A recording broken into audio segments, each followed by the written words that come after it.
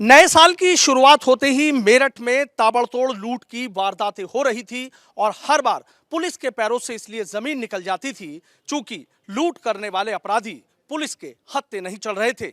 लेकिन मेरठ पुलिस को अचानक से क्लू मिला और उसके बाद पुलिस उन लुटेरों तक जा पहुंची जिसने उनके लिए सिरदर्द पैदा कर रखा था। पूछताछ में ये बातें निकलकर सामने आई हैं कि कानपुर देहात का रहने वाला यह गिरोह मेरठ में एक धर्मशाला में रुका हुआ था और उसके बाद एक एक करके लूट की वारदातों को अंजाम दे रहा था।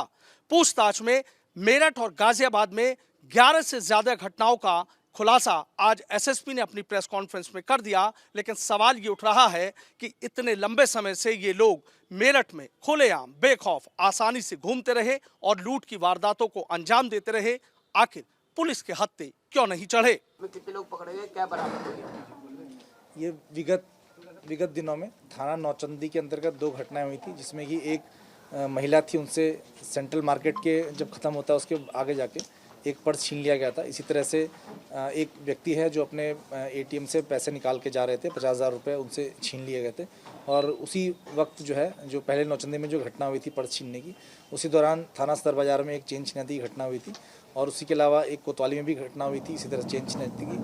और एक सिविल लाइन में व्यापारी से वो बैंक से अपना एक कर्मचारी एक कंपनी के पैसे लेके जाते थे, उनसे लूट हो गई थी। तो इस तरह से कुल 5 घटनाएं हुई थी और ये हमने जो छानबीन की इसमें सीसीटीवी कैमरे के आधार पे और पूछताछ के आधार पे और अन्य जो संदिग्ध हैं उनके आधार पे, तो इसमें कुल मिला के एक गैंग निकल के आया है जो कानपुर देहात का रहने वाला है। इसमें कुल मिला के इस गैंग में कुल 7 लोग थे।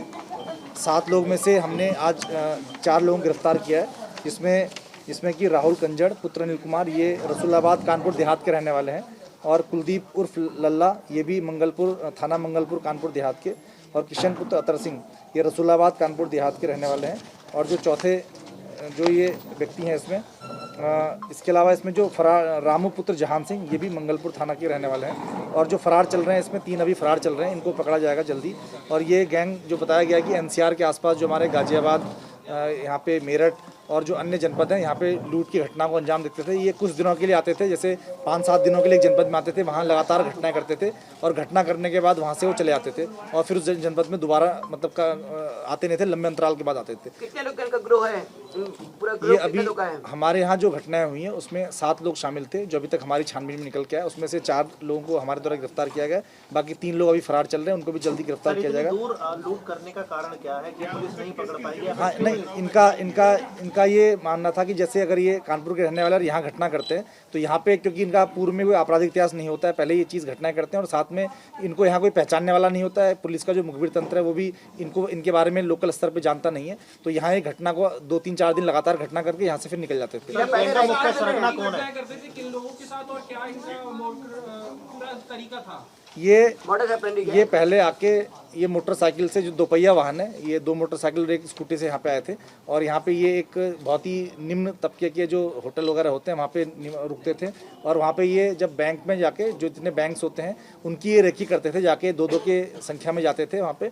और ये बिल्कुल भी अपना मास्क पास नहीं लगाते थे, एकदम सामान्य तरीके से जाते थे जैसे ग्राहक बैंक के अंदर जाता है। और वहाँ पे ये देखते थे कि कौन सा व्यक्ति कितना चेक भर रहा है, कितना विड्रॉ कर रहा है, उसके हिसाब से उसको अपने जो शिकार है उसको पहचानते थे कि अगर जिसने ये, इनका ये था कि अधिक से अधिक जो व्यक्ति पैसे निकासी कर रहा है बैंक से उसके पीछे लगें। तो इस तरह से वहाँ पे ऑब्जर्व करते थे पूरा बैंक के अंदर, और जितने भी बैंक थे सबको देखते थे कहाँ पे किस तरह से आदमी का पीछा किया जा सकता है। जैसे ही वो आदमी पैसे निकासी करके बैंक से बाहर आता था, उसके पीछे जाके झपट्टा मार के या बातचीत के बहाने से उसको रोकते थे और फिर झपट्टा मार के जो उसका जो बैग है जिसमें पैसे रखे होते थे और उसको फिर छीन के लेके चले जाते। हाँ, ये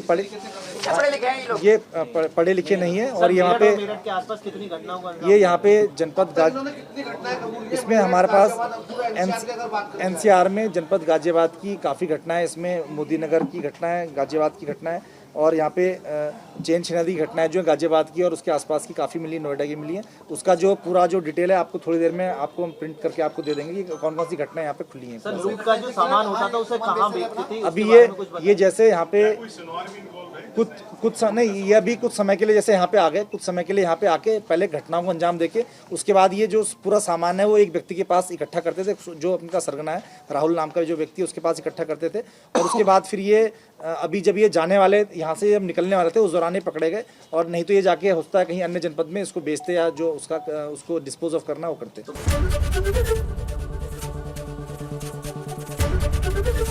एबीपी गंगा, खबर आपकी, जुबान आपकी।